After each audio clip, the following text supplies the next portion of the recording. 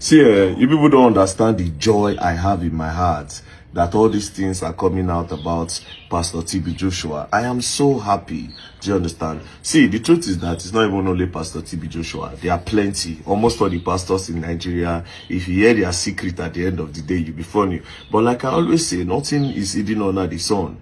You understand? With all the power where Pastor TB Joshua gets, at the end of the day, he later by and he didn't even see it coming. You don't understand? But that's by the way. You people heard everything. So basically, a lot of the healings were being orchestrated. You understand? They organized it. And there's one part of the interview that I like. That part where that white lady was saying, she has been with TB Joshua for a long time, where she said, TB Joshua will always watch a white man preach. You understand? And do those healing things. You watch the white man do those healing things. He will criticize the white man doing it. But at the end of the day, he now started Synagogue in 2006 and started doing the same thing the white man was doing. Do you know what I learned? It means that people that always criticize what you do, they always want to be you.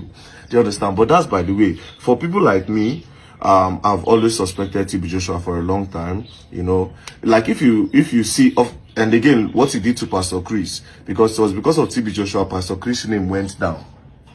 Pastor Chris' name and his ministry went down. In the early 90s, Pastor Chris was very popular for doing healings and all that. I don't know whether healings are real or not fake, but he was popular for doing healings and all that. Now, his ministry went down when he was invited to TB Joshua's church in 2001. Do you understand? That period, what happened? I think the story was that TB Joshua invited him. When TB Joshua was trying to do healing for a particular person, he called Pastor Chris to come and lay hands. When Pastor Chris laid hand on the person, TB Joshua now came from behind and put his hand on Pastor Chris. Let it be as if he was transferring power to Pastor Chris. And immediately, boom, people, the likes of Chris Okotie, Pastor Adeboye, and there were plenty then, They now criticized him and said Pastor TB Joshua transferred occultic power to Pastor Chris. Man, Pastor Chris lost a lot of members. And people stopped believing in Pastor Chris. He shook Christ Embassy. This thing I'm telling you, he shook Christ Embassy. He shook Christ Embassy. Now, the question is, anytime I watch TB Joshua, yeah, and why I believe all these things, all the while, anytime I watch TB Joshua, I always ask myself a question. I'm like, wait, why is it that this devil, they always call me down for church? And how did they get opportunity to invite the devil? You understand?